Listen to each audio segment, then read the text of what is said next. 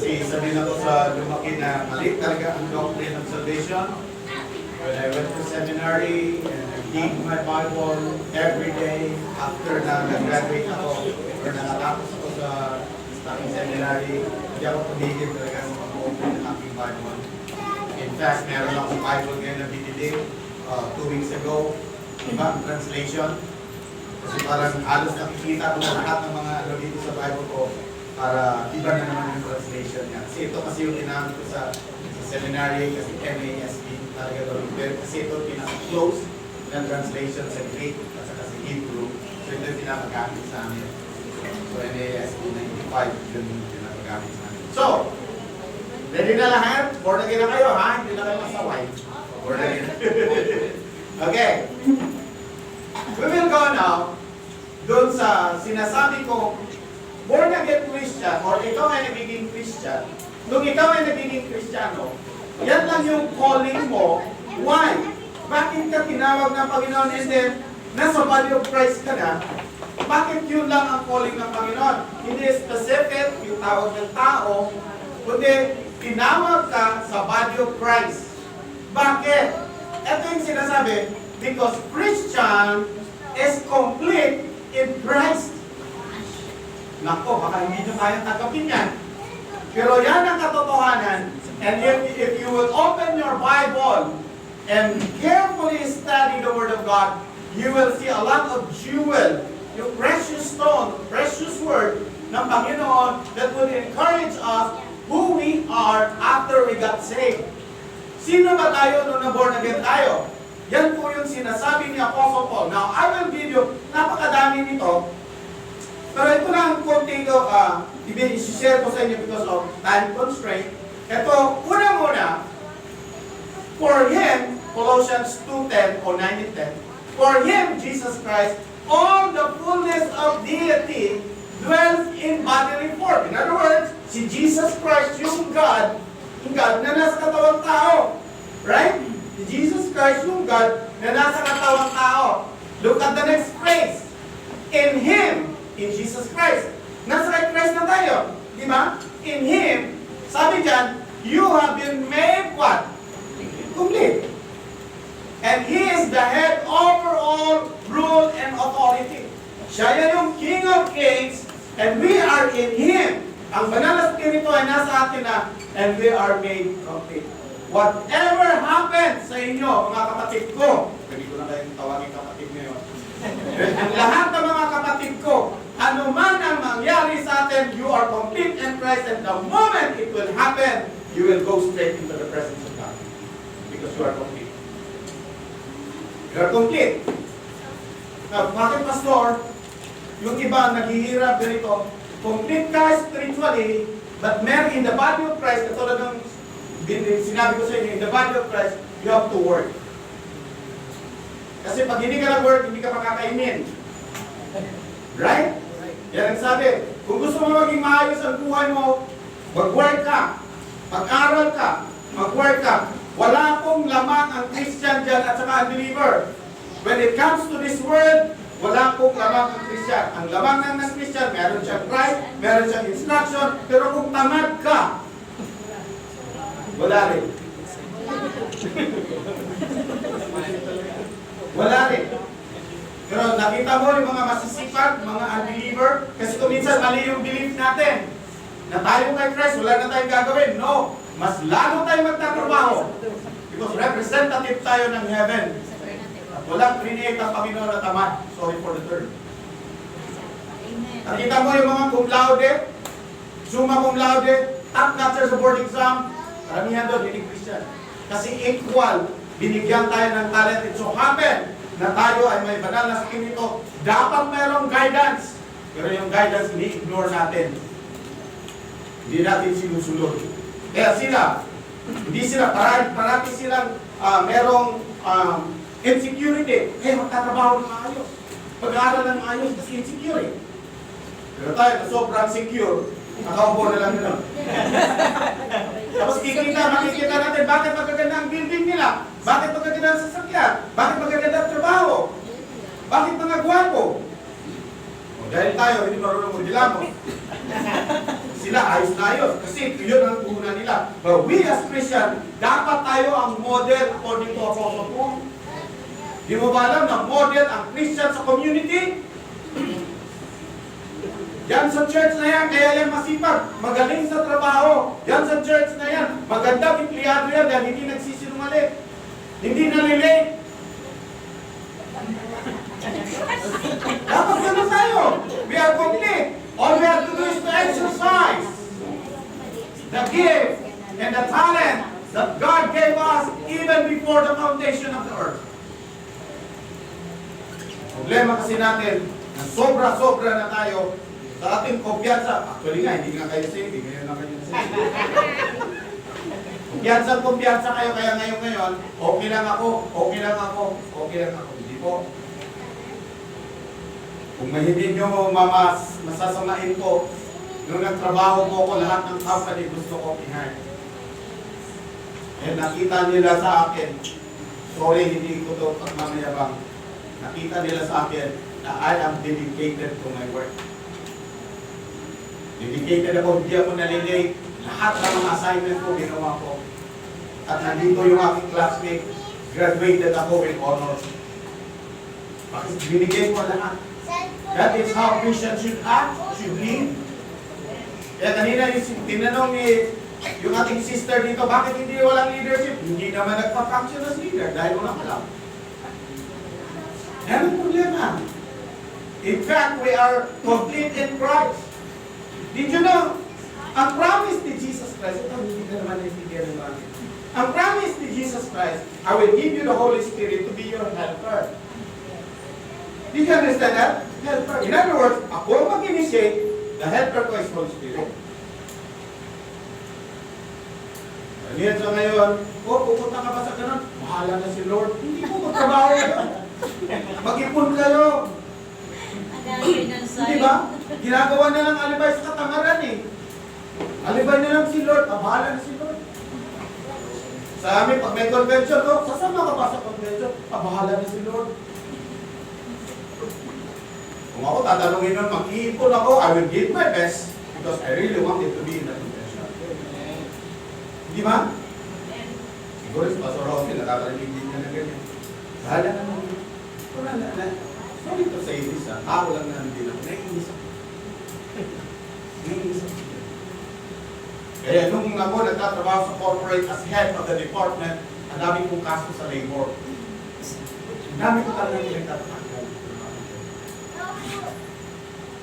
Salamat sa Diyos, walang nakalusot doon na isa. Mga 30 plus yun sila. Dumaan na ni-labor nila ako. Walang nakalusot doon kaya isa. Because ready ako for the documents. Kasi yun ang trabaho ko. Kinakailangan masinok din ako sa aking paglilid sa kanila. So another thing, ito na isa pa. Blessed be the God of the Father of our Lord Jesus Christ, who has past tense po yan. Who has blessed us with every spiritual blessing in heavenly places in Christ. In other words, you are citizens of heaven. The Spirit of God is in you. All you have to do is to manifest that Spirit. Work! Work! Di ba sarang matulog pagpagod?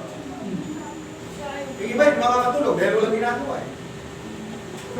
Work! Pag nakikita ng mga tao, yan ang worker. Yan ang ginagawa ng worker. Yes, kahit saan tayo pumunta. Saan tayo pumunta, makikita na example that we are spiritually fully blessed by the Lord. Kaya maybe change nyo na yung mind nyo dahil born again na kayo. Change nyo na yung mind nyo that I will give my best shot in everything that I do. That's Christianity. That's Christianity. Gawin natin ang lahat. Not to earn for our own, but for the glory of God. Gawin natin lahat. Do you think mag-glorify ang Panginoon pag binigyan ka ng power, tapos yung power natutulog lang sa'yo?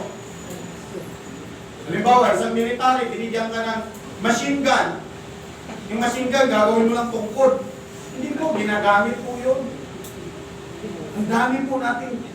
Yan ang ano po talaga nakikita kaya every time the Lord, every time I read my Bible, I study human behavior ng mga Christian, I say, Lord, sayang naman yung pangyayari. sa mga tao. Yes. At ipapromise ko sa inyo, lahat dito na gusto mag-speak, gusto mag-pastor, huwag kayong tatayo behind the pulpit na hindi kayo ready. Bibigyan nyo ako ng assignment, i-scrutinize ko talaga yung topic na ibibigay sa akin until such extent na mag-exhaust ko lahat ang sinasabi ng Bible with regards to that issue. Yes. So, can you imagine who has blessed us? Ang blessing nandyan na po, manifested, work it, aral. According to Philippians 1:9, that you have to study hard so that you will understand fully the perfect will of God. That is in Colossians 1:9, the same. In Ephesians, ayan na sinabi ng Panginoon. Work hard po, work hard. Work hard. And then ito pang sinabi ko, yung ating salvation. In Him you were sealed with the Holy Spirit of promise, who is given a pledge of inheritance, with a view of the redemption of God's own possession to the praise of His glory. Sinave tayo ng Panginoon so that His name will be glorified. Hindi ka sinave ng Panginoon dahil meron kang talent, meron kang skill. Sinave ka ng Panginoon for His own glory. That's why the moment you were saved, you are sealed with the Holy Spirit. Kasi glorious sa Panginoon yung tao na kanyang sinisave. Binayaran niya yan dun sa cross. Tapos tayo parang wala tayong ginagawa. Sad. Nakakasad. Kasi sad talaga ako. Pagano. Nakikita ko yung mga pastors kung minsan Saturday na saka nag-aaral ng teaching. Sad. Sad talaga ako. Eh, yung mga taong nakikinig, natutulog lang ng gano'n kasi wala din sila na-absorb. Sad. Sad ako. Kasi sad. So, ito pa isa. But God, being rich in mercy, because of His great love for us, which He loved us, even when we were dead in our transgression, made us alive together with Christ. By grace you have been saved, and raised up with Him. Nakita niyo ba yung phrase na pinulayan ko na uli? And seated us with Him, Christ, in the heavenly places, in Christ Jesus. Naintindihan niyo yan? Ngayon kayo na tumanggap na sa Panginoon, yung finished work ni Jesus Christ, ang sabi ni God, you are now seated at the right hand of God. Hindi nyo ma-absorb. Nakaupo na kayo doon. Seated, past tense po yan. In other words, since yung spirit mo naman ang nasave, nandito yung body mo, pero yung soul at spirit mo nandun, seated at the right hand of God. That's why kung tayo ay mamatay ng bawat believer, we will go straight into heaven kasi nandun na tayo, seated at the right hand of God. Did you get that? Nakuha ninyo? Yan po ang nasa atin. Pero hindi po yan alam ng karne. Hindi po yan alam ng karne. Palagi yung nasa isip ko, I am already seated at the right hand of God with Jesus Christ. Kaya pag namatay ako, I will go straight into heaven because yung spirit ko unlimited. Alam niyo ba yan? Yung spirit unlimited, nandito pa siya sa aking physical body, pero at the same time, nakaupo na ako doon kay Jesus Christ. The moment I depart from this body, diretso ako doon. Kasi nandun na ako. Nandun na kayo. Kung na-save kayo, nandun na kayo. Seated at the right. Tapos tayo parang nandito parang defeated. Defeated. So, we are complete in Christ. Yan lang. Bakit ko inilagay yan? Because yan yung ating calling. Salvation. Now, you are saved. You are saved na ngayon. Ganun na po ang buhay natin.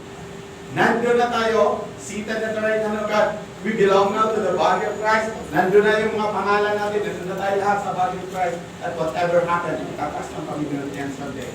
Walang mahuhulog yan. Walang mahuhulog yan.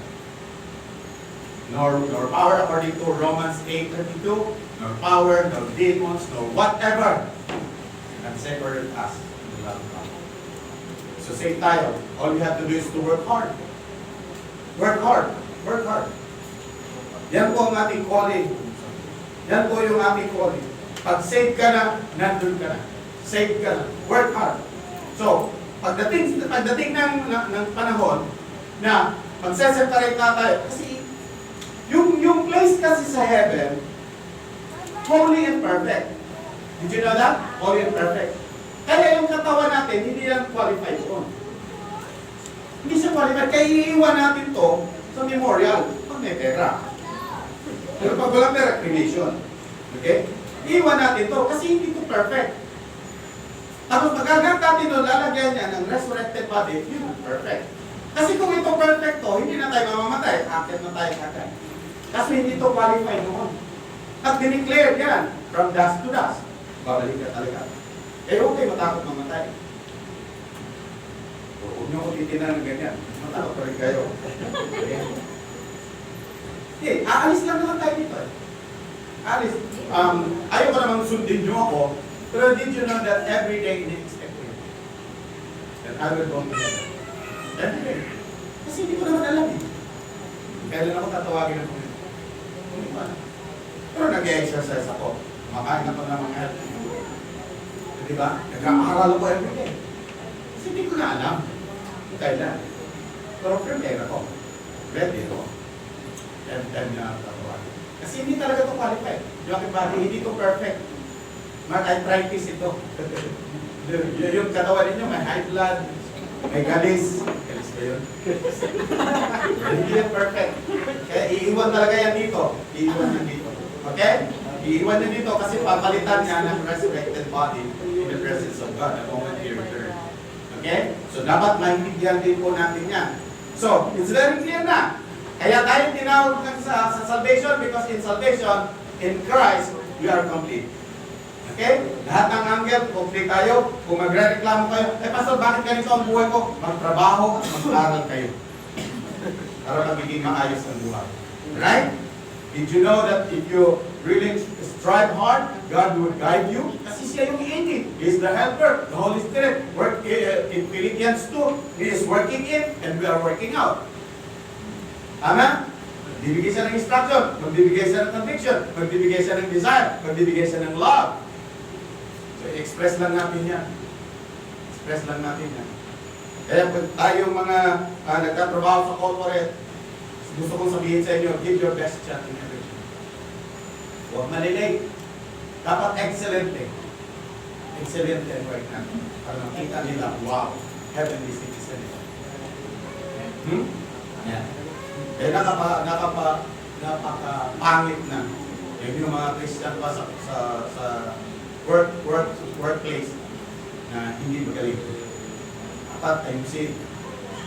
Nung nagtrabaho ko sa corporate, yung mga pinapasok kong Christian, yun ang may mga problema. Yung mga pinapasok kong mga hindi born again, yun ang napopromote. Ano ba ito? Na-born again na talaga ito. Hindi siguro ito na. Okay. Nasa church lang sila. Okay. Now this time, kanina ang calling.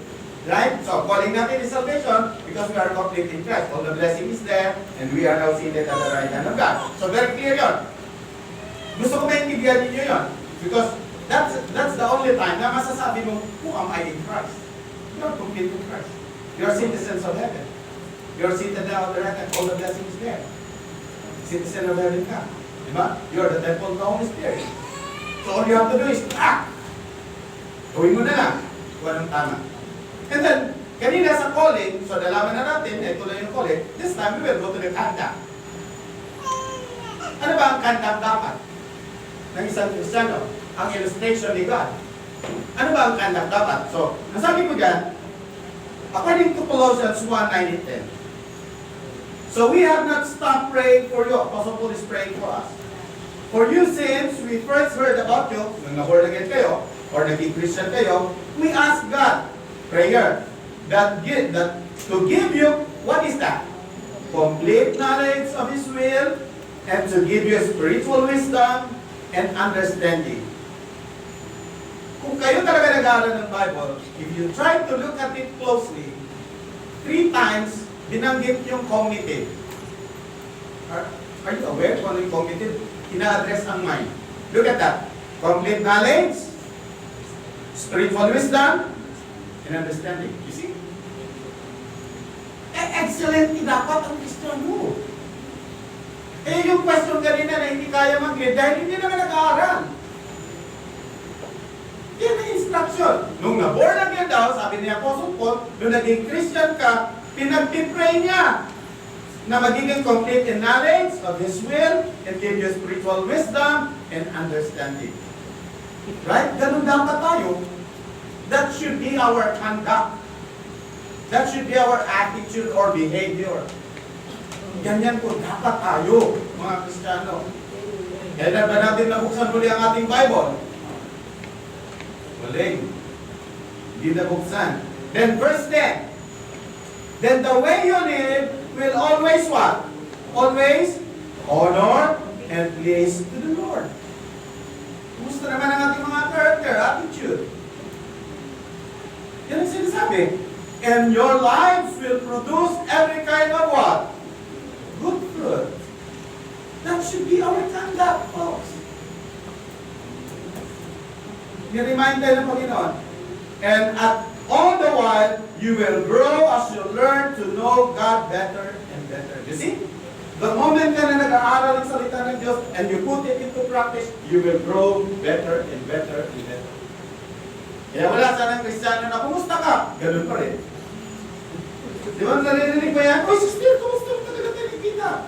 Kumusta ka? Ah, ganun pa rin. Sabi, ganun po rin. Mag-grow tayo. Mag-grow tayo.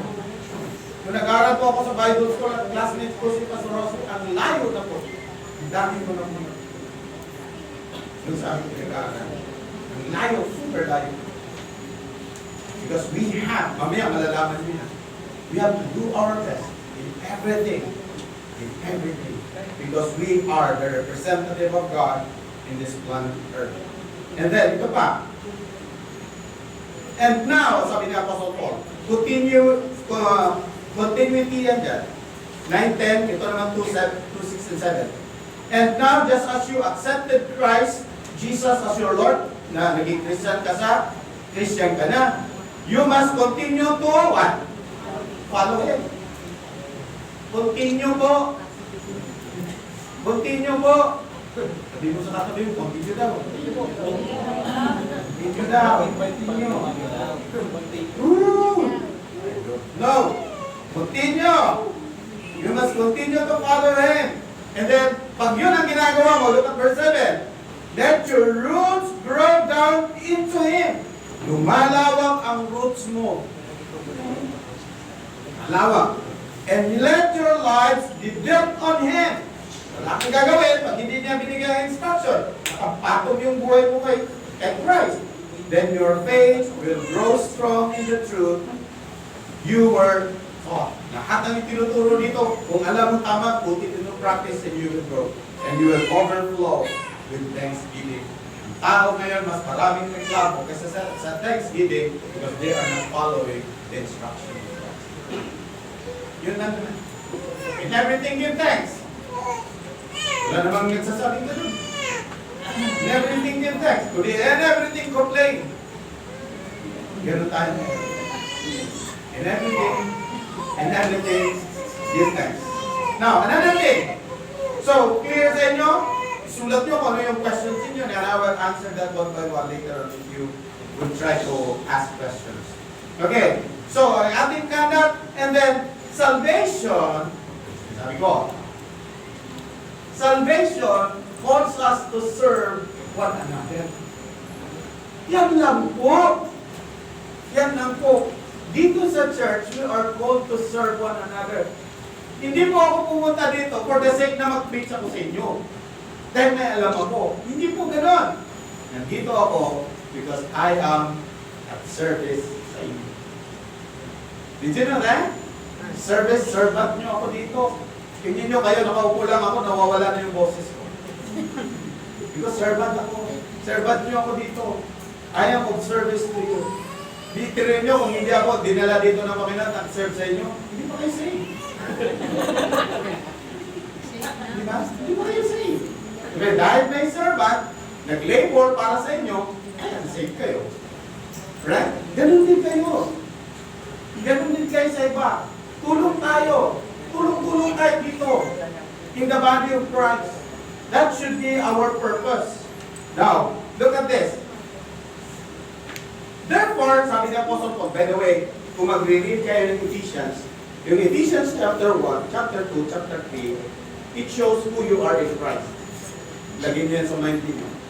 Doon nakalagay doon na you are sealed with the Spirit, you have inheritance, you have the power. Papakita niya kung sino ka. Okay? Pagdating sa 4, 5, and 6, that should be practical.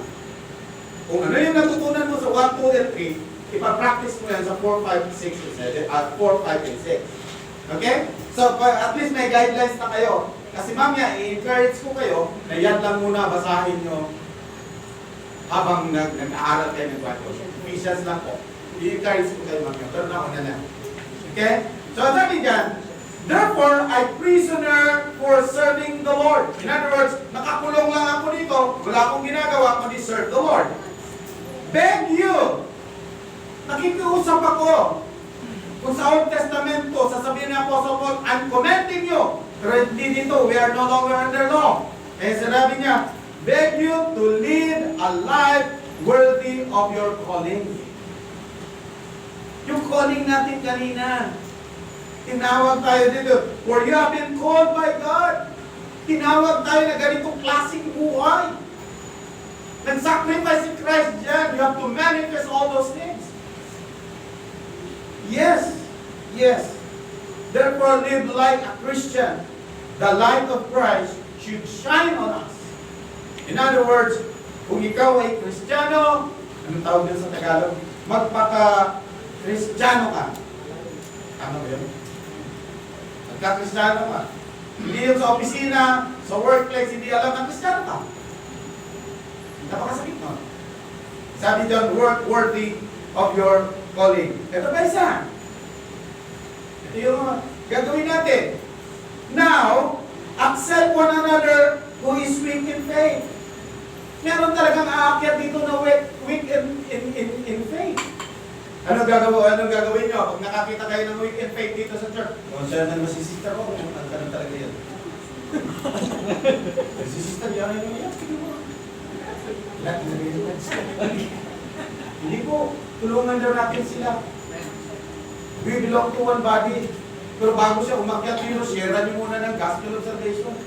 Para mabilong to the body of Christ, and we have to work one another, share one another, and yung pinaka-conclusion ko, nauna na tuloy. So accept one another in faith, but not for the purpose of passing judgment on his opinion. Meron talaga dito na magkakamali, di ba? Tingnan mo si Sister, sinabi nyo naman yan, wala. Okay, pastor, tinawag kayo nyo. Hindi po. Tulong-tulong daw. Tulong-tulong daw tayo. Because we belong to the body of Christ. And that is our calling. Right? Walang magaling dito. Dapat magpahalan tayo. Right? Tulong-tulong tayo dito. Because we belong to the body of Christ. Can you imagine yung kamay mo? Hindi makikipag-cooperate. Paano? Pag kumati yung tiyan mo. Kaganunin mo na lang yung tiyan mo. Tulungin mo, kumatin mo. Tama ba ako? Yun kasi yung metaphor ni Apostle Paul. So we belong to one body and each one of us has different function. Tama? Eh kung makati ang tiyan, ayun mo, away tayo. Gaganon natin yung tiyan. Hindi ko, kumatin yung tiyan. Diba? Set your mind. Remember, born again Christian na kayo ngayon. Yan dapat ang ating mindset. Oh, ito pa ngayon. Ito ang hindi na nalaman ng marami. Gusto ko ipalan sa inyo. Haba-haba. Ang sabi diyan, and he gave some apostles, inside the church ito and he gave some apostles and some prophets and some evangelists and some pastors and teachers. For what purpose? Verse 12. Ano nakita nyo? For equipping of the saints. For what? For work of service. You see? The main reason kung bakit kami mga pastor nandito is to equip you so that everything na na-absorb ninyo, put it into practice in serving one another. Did you get that? Ganun po. Hindi kayo pagpunta nyo sa church, nagaganon na kayo, pagkatapos babalang tayo din. Hindi po. I-equip namin kayo. I-equip namin kayo. I will equip you. I will give you. Equip of the saints. You are now saints because saved na kayo for the work of service. Gawin natin ang pinakamabuti dito sa simbahan. Gawin natin.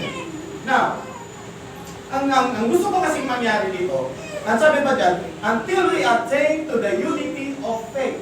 Kaya sa mga simbahan talaga, kahit anong gawin mo, hindi talaga united in faith. Hindi united in faith. Meron sinasabi that you are together, but you are not united. Did you get that? Katulad dito, oh, you are united, you are together, nandito kayo. Pero makakasiguro ba ako na united kayo in spirit, in faith? Hindi. Eh pag in Jesus' name we pray, amen. Kanya-kanyang babaan doon. Ang illustration ko dyan is, nung mga bata kami, naglalaro kami ng Jolet. Yung Jolet, di ba?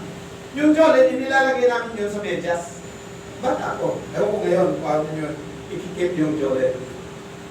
United lang sila, kasi nasa medyas. Nasa lalagyan lang, nasa container.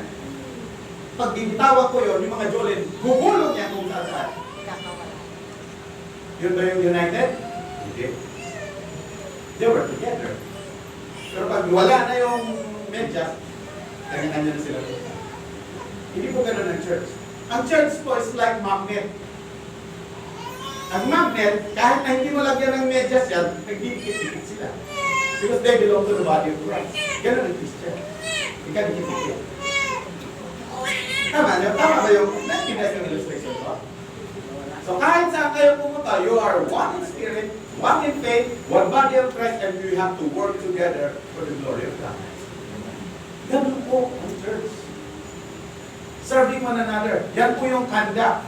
Kanina, tinawag na tayo. Alam nyo na kung sino kayo in Christ. Now, this should be our kanda. Ito po yung ugali dapat natin.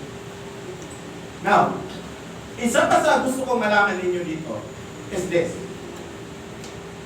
Karamihan kasi sa church, and listen to this, ang akala nila, pag ikaw ay pastor, at ikaw nagalinis lang ng simbahan, mas malaki ang reward ko sa langit kaysa sa inyo. Nako nyo? Ay, gusto ko lahat mag-pastor kasi parang malaki ang reward nila sa langit. Hindi po. Hindi po. Kung ikaw ay cleaner dito at ginagawa mo yan for the glory and the honor of God, may reward ka sa langit. Pero yung pastor dito, nagpa-pastor lang dahil may pride siya, wala siyang reward sa langit. Pero if both of you will do things for the glory of God, iisa lang ang reward mo sa langit.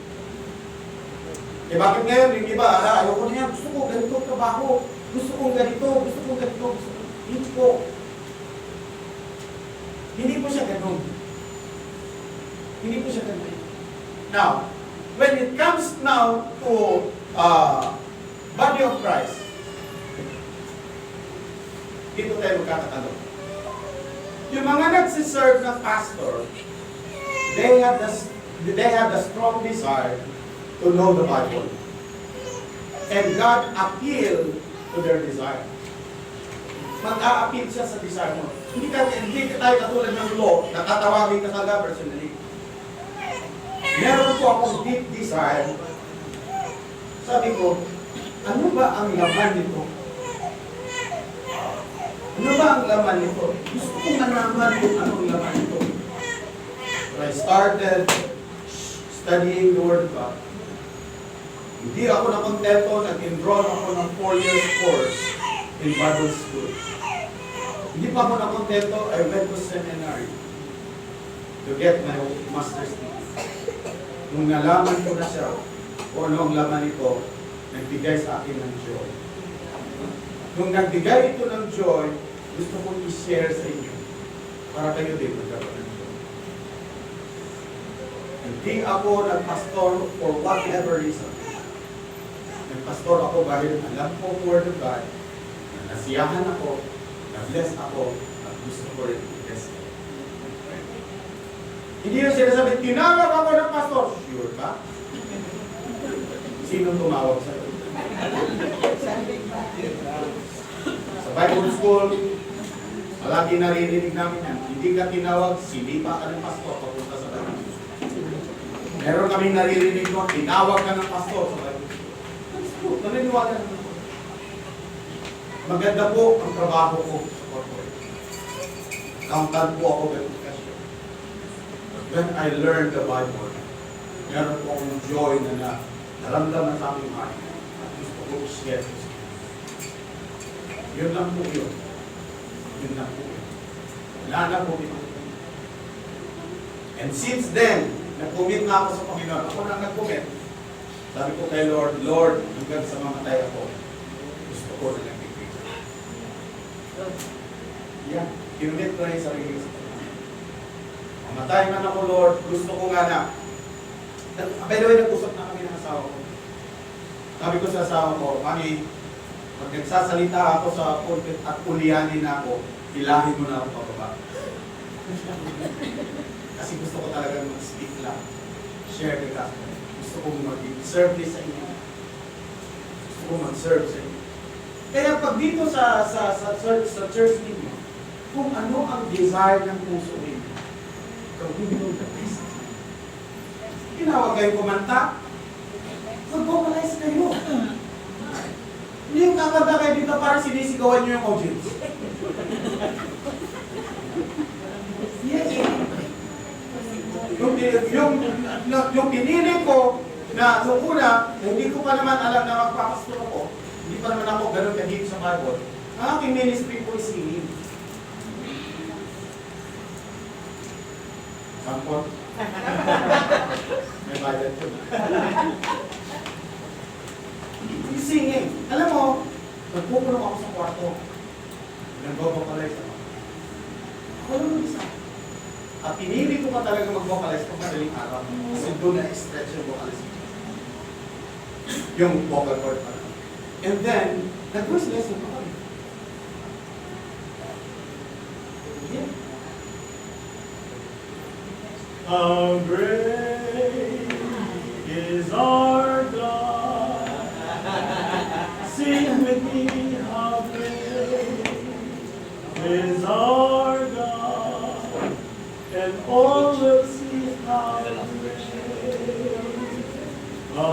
great is our God. Huwag nating sabihin na wala akong calling. Ang calling mo ay salvation, ang ministry, pinag-aaral. I-develop ang skill. I-develop ang skill. Alam nyo, kahit na walang kamay, pag merong determination na gumawa ng kahit ano, ginagamit na yung mouth. Right? Bakit? Skills ang dinidevelop. Yan. Nakikita na ba kayo sa Got Talent sa Amerika? Yung nagigitara pa. Wala ka ngayon. Bakit? Determined siya to develop the skill. Kayo pa kaya? Kompleto kayo. Yan. Kung kayo tinawag ng Panginoon para mag-usher dito, magsuot kayo ng parang stewardess. Tatayo kayo dyan na parang that's the best. O, nakakatuwa ba yun? Tama ba yun? Di ba? This is for the Lord. Gagamitin mo yung best ko. Susuot ako na parang stewardess. Hello. Morning. Thank you for coming. Hindi ba? Pag tinawag kayo ng pastor, sabi ko, huwag kayong tatayong dito. Pag hindi nyo naikot yung Bible at hindi mo kayang sagutin yung mga questions, pag kayo tumayo. That's service. Excellent. Kung kayo tinawag dito na maglinis, talagang linisin ng maayos because this is for the Lord at nawalan na ako. Did you know that in the body of Christ, meron isang tinatago pero very important part ng body? Ano yun? Yung puwet. Yung rectum, rectum. Titingnan mo parang, ay, ang aking tingnan, ang aking tinatago, madumi, etc. Pero napakalaki ng function. Pag yan hindi nag-function ng maayos, lahat ng buong katawan mo malililaw. In the body of Christ, we say, Kahit na kayo tagalinis lang dito, gawin nyo ng mabuti so that the body will function according to its design. Can you imagine? Lahat ng usher dyan, give services to God, serve one another. I-welcome, sino gagawin? Can you imagine? Yung mga kumakanta dito, excellent yun.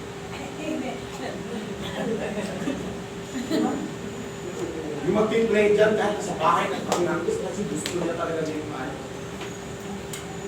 And then I would like to inform you again and again, parehas lang tayo ng reward sa langit. Palagi kasing inisip, kaya lahat nag-aagawan konting gusto maging pastor kasi ang akala nila malaki ang reward sa langit. No. In fact, kung hindi mo ito gagawin according to the design of God, wala kang reward sa langit. Pakil ka lang dito. Yes. Pero kung ikaw, tagalinis lang dyan at ginagawa mo, ikaw may reward sa pastor, wala. Yan ang sinasabi kong hindi na.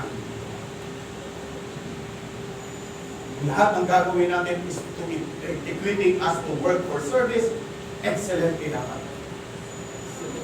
Excellent dapat. Sinabihan ako dito 3 o'clock, 2 o'clock na dito. Amen.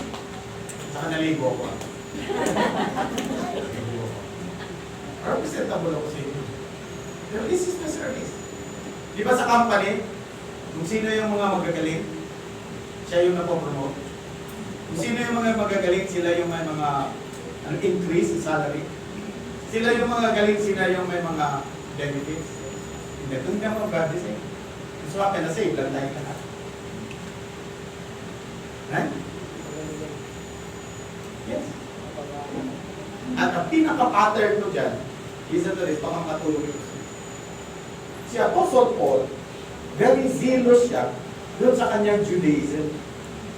Papatayin ko kayo pag hindi kayo sumunod sa Judaism. Did you know that nang nakita ni God yung zealousness ni Apostle Paul, dinawag siya. Kasi yung zealousness na ngayon, nagamit niya sa Panginoon. The same person, iba nga lang ang direction. Same as ito dito sa akin. Kung magaling kayo sa office, pakita niyo yung galing dito. Ako po ay trainer ako sa Unilever. Pag may pumapasok na supervisor, ako po ang nag-train sa kanya. Classroom training, practical. Kaya yung aking talent na gano'n, nagdala ko sa computer. Yes. Kaya excellent kita. Sorry to say this, wala po dapat half-hearted ang aking service. Kasi the moment we die, dadaan yan according to 2 Corinthians chapter 5, dadaan yan sa apoy. Pag nasunog yan, wala kang reward. Kung ikaw nagpapakute ka lang dito, yung lahat ng ginawa mo dito, walang silbi. Pero if you did it with all of your heart for the Lord your God, parang gold yan, hindi mo. That's your reward. I hope it's clear. Clear po. Kaya ang mga simbahan ngayon, hindi nakakapasok yung mga lawyer, teachers, engineers, sino mga malaking tao. Kasi si pastor, wala din na i-override message kung sa mga tao. Kasi nag-i-scrutinize na sila. Nag-i-scrutinize na sila. Tumakas. Kaya ganito lang pala yung pastor. Dapat to excellent. I'm not saying hindi kayo engineer, hindi kayo CPA, hindi kayo lawyer. Just study the word. Yan ang nakalagay. We be equipped. Nagiging equipped tayo for the service.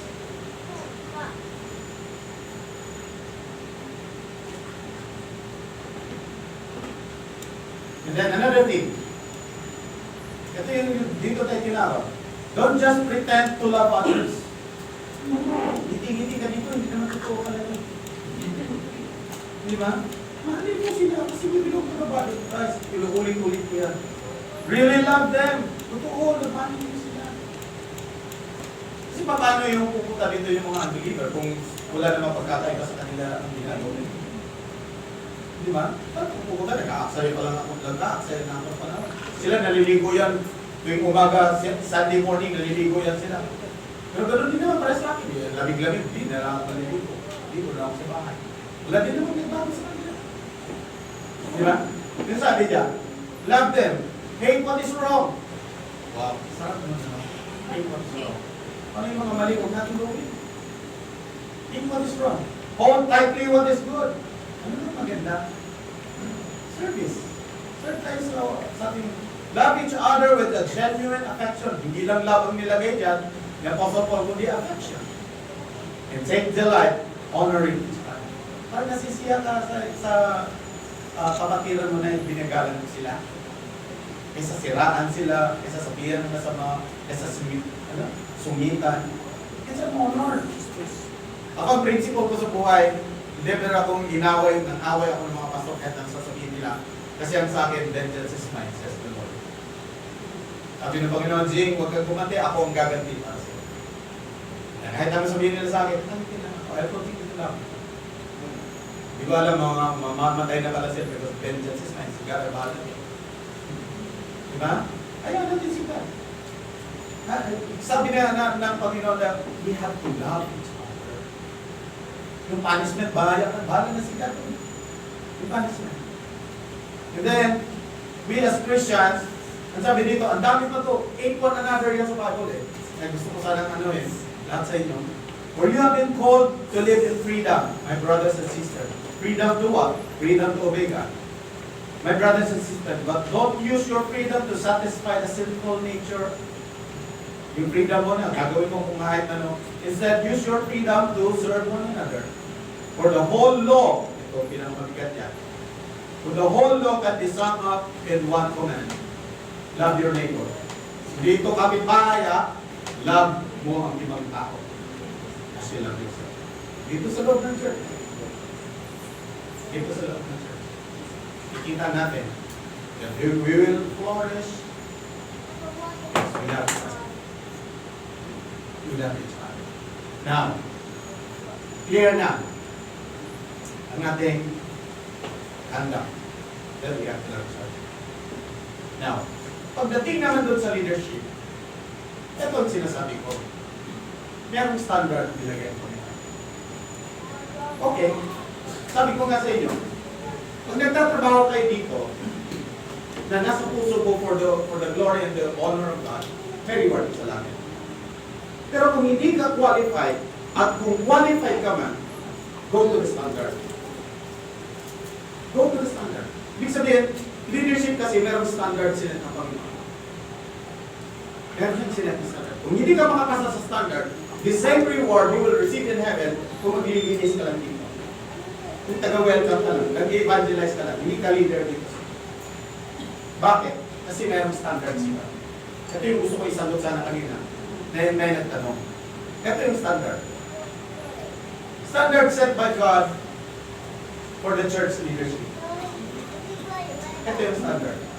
Dito kasi nag-fail ang kanina. Okay, let's take this slowly para malaman natin. Bigyan nyo lang ako another 15 minutes. This is a trustworthy calling or saying. Trustworthy, ito yung pinakamaganda. Ano sabi niya? If someone aspires to be a church leader, did you see that? Kung gusto mo maging church leader, nag-aspire ka, he desire an honorable position. Kung sino dito yung mga gusto maging leader, you're aspiring an honorable position. I-aspire mo. Kung gusto mo, gusto ko yan. Gusto ko maging leader dito sa church. Gusto ko magiging elder dito sa church. Pero ang sabi dyan is that, so a church leader must, ano yan, strong word, must be a man who's life above reproach. Do you know what is reproach? Yung wala kang kakitasan. Hindi ka makikita. Marami akong alam na nasa church leadership, dalawang asawa. Pero hindi alam ng church. Meron akong alam na yung kanyang asawa hindi born again. Ano yun? Kasi makikita natin yan mamaya. So the leader must be a man whose life above reproach. He must be faithful to his wife. the standards. Kung kayo mismo hindi kayo faithful sa wife nyo, kung kayo church leader. Kasi you are adding insult to the body of Christ. Hindi naman nila nakikita, pastor. Yeah, pero yung tumawag sa'yo, kita-kita nila. Right? Yung pinagsisilbihan mo, kita yan. Maraming may narinig na rin din namin ganyan. Hindi naman alam sa church, pastor. Yeah, pero yung pinagsisilbihan mo, kita-kita yan. Nadi-destroy ka, nadi-destroy ang body of Christ. A husband of one wife, sabi dyan, he must exercise self-control. Church leaders, kung magagalitin kayo, mag-resign na kayo. Yan. Yan. Live wisely. You see? Kasi ang utos kasi sa atin kanina, you have to study the word, you have to study the word. Wisdom, understanding, ano ba yung isa? Knowledge. So ang sabi dyan, if you are a church leader, live wisely. Live wisely. And have good reputation. Kumusta ang reputation nyo sa barangay? O sa community? O even dito sa church? Anong reputation nyo? Ay, yan si sister, nakita ko yan na meron niya ang municipal kong meron. Sira ng church. Ayun si brother. Nakaway yung pagkakulit sa hindi lang katulong pa rin. Pati sawa. Hindi ba? Hindi. Bakit ganito? Kung yung standard. Alam nyo, ewan ko kung nasabi ko to sa inyo nung nandito ako last night. Kung gusto nyo makilala ako, punta kayo sa bahay. Kung makakakyat kayo sa third floor, anyway, third floor naman. Punta kayo sa bahay. Para makita nyo yung mga anak ko. Paano pag naka-short si pastor, butas-butas yung... Di ba masarap suot butas-butas na gamit? Para makita nyo yung pastor. Kasi one time kasi, naikwento ko na yata sa inyo, may mga young people na nag-meeting doon sa simbahan. Eh after service, lumabas ako na naka-short at saka ano, nakasalo lang, nagtapon ako ng basura. Wala, nag sila, nagpukwentuhan sila. Kaya si pastor mo, tignan mo, naka-short, nakasalo. Sabi ko, kung tatapon ako ng basura, akala nyo nakabaraw pa ako. Diba, parang makita nyo ako. Makita nyo kung gano'ng kakabil si pastor pag nasa bahay. Di ba ganun ba? Kasi importante dito yung reputation. Reputation. Kung alam nyo na marami akong asawa, makikinig kayo sa akin.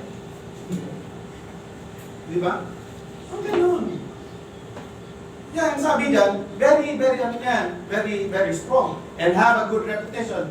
He must enjoy having a guest in his home. Kumusta ba tinitreat nyo yung mga bisita sa bahay? Tagal-tagal nyo dapat.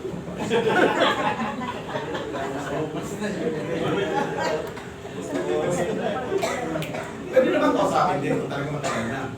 Pero huwag nyo mag-murmur ka. Luluto pa ako. Makapili ba ako sa akin? Di ba ganon? Ganun kang dapat. Lalo na pag mga Christians. Tapos kung may gagawin mo tayo, paalam mo kayo. Sis, may gagawin ako, okay lang ba sa'yo? Nandiyan ka, kilala ba ako? Di ba ganun? Tama? Kung baka yung heart ng love and enjoying its presence, gano'n ang hinahanap kasi sa mga leaders. Ano ba nabanggit dyan? Ba nakalagay pa dyan? And you must be able, ito ang pinakamabigat. Paano ka mag-teach kung wala ka na? Paano ko mag-teach kung alam mo lang John 3:16? Paano ka mag-teach kung hindi mo kayang sagutin yung mga basic problem in the family, in the church, and the spiritual life? Ayan ang nagtanong dito, ito na po, sagot siya. Kailangan pag tumayo kayo dito sa pulpit, ready kayo. Ready kayo. You are able to teach. In fact, in-invite ako sa Bible school na magturo. 3 beses, dinecline ko. Kasi baka walang pumasal. Straightforward ako magsalita. Yung mga classmate namin ni Pastor Roswell, walang kwenta-kwenta kung ano lang kung makasok lang sa school. Yung nag-graduate ng call center.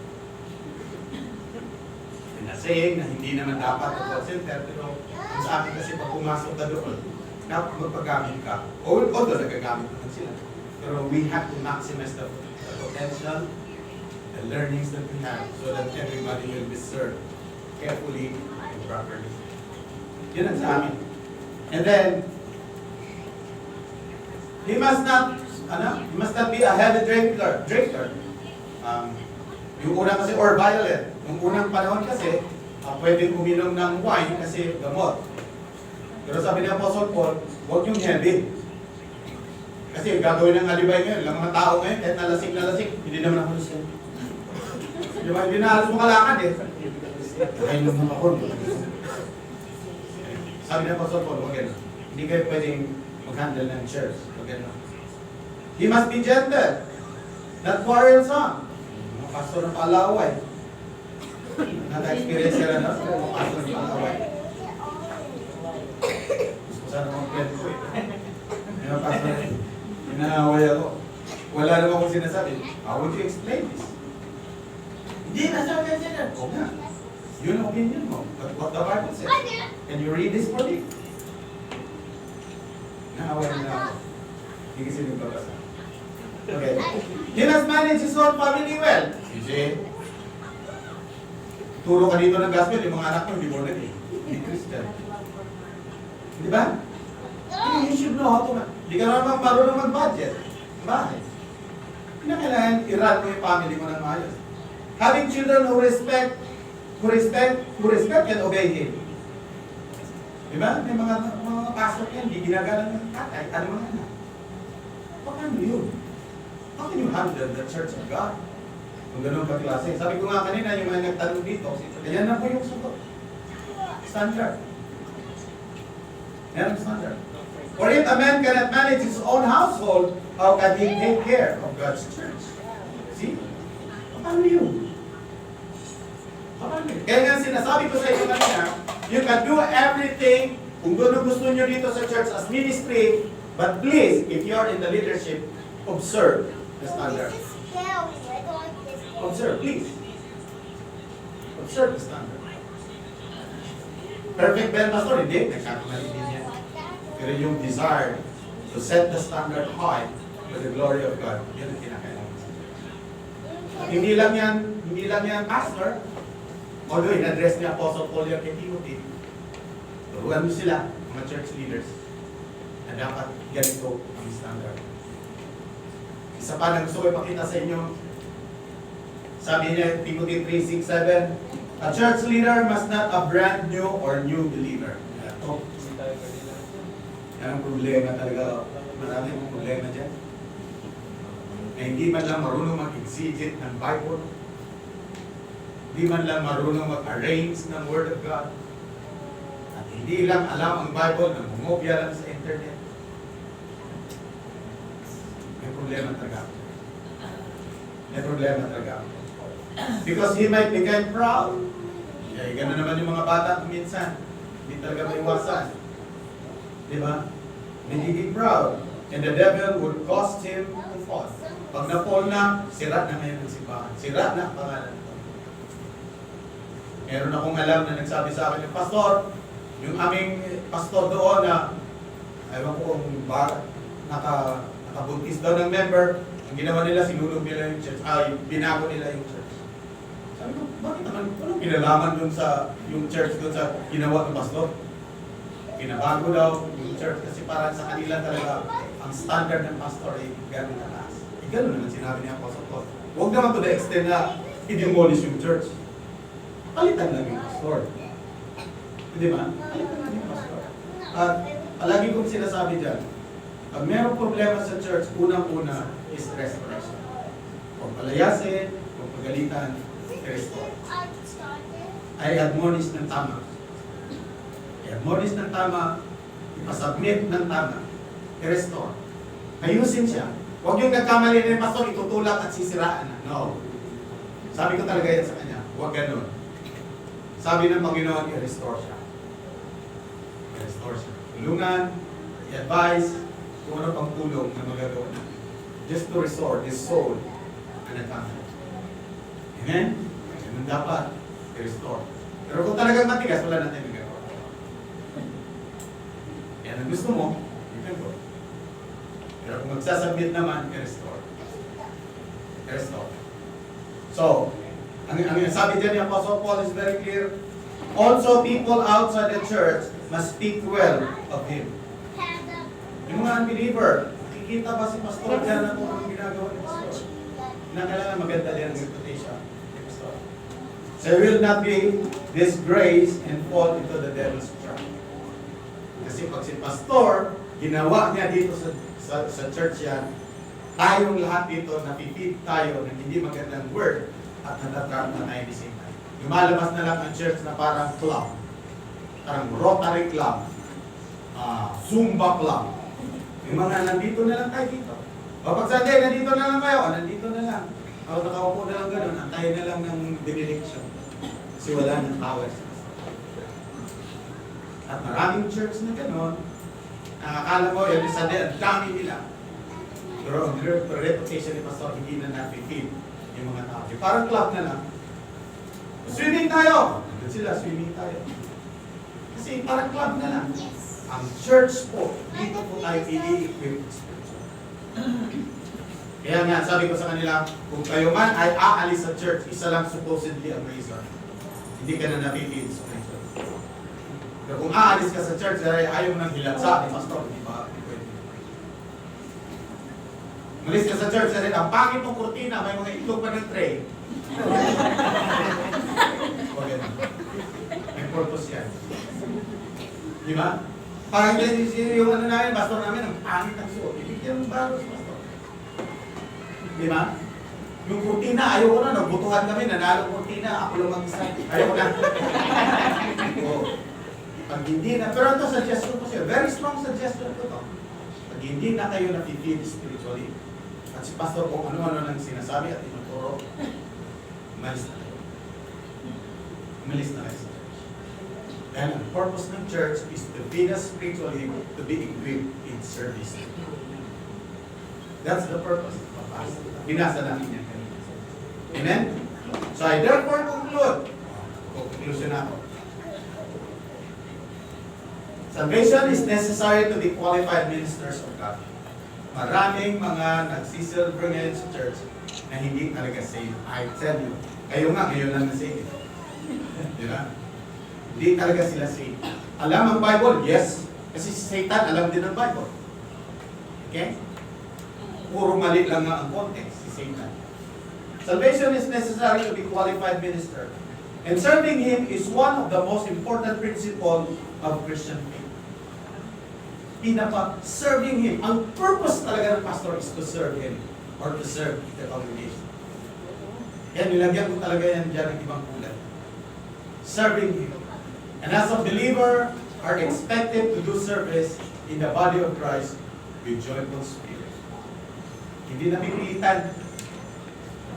So, kasi ang kulit-kulit. Ayaw ko na, pinipili ko na. Ayaw ko na. Hindi po. With joy. Every time po, tatayo dito sa pulpit, excited. Excited ako. Scrutinize ko lahat ng aking sasabihin para ma-feel kayo. And I do it, or I did it with joy.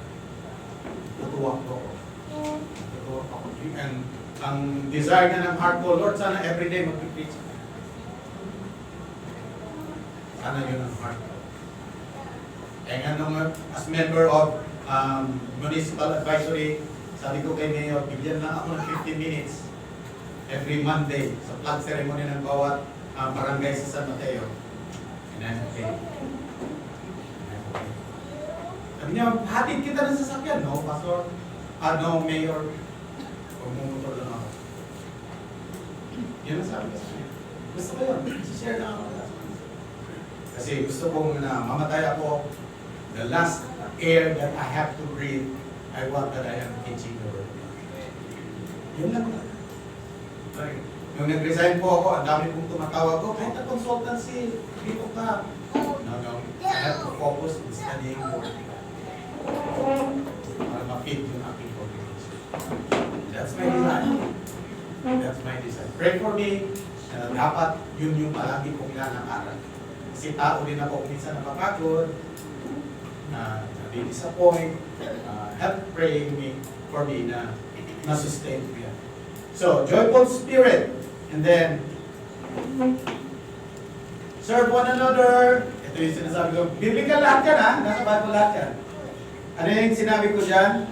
Serve one another, love one another, care for one another, pray for one another, encourage one another, help one another, counsel one another, support one another, and that's the highest calling. Did you know that? Yan po yung calling natin. One another, one another, one another, one another, one another. Because we belong to the body of Christ. Right? Scripture repeatedly tells us of our relationship to God and to other through service. Yan po yung ating kanda. Yan po yung ating calling. Salamat sa Panginoon. Nandito kayo. Salamat ka po sa Panginoon. Na narinig nyo. Paano tayo magsiserve sa Panginoon. That's leadership, folks. Leadership with the heart of God. Dapat po gawin natin ito until such time that God calls us. Okay? Sige po, tayo kung sino merong questions and subukan ko po. I hope na masatisfy po kayo sa ating mga questions. So I got this captain.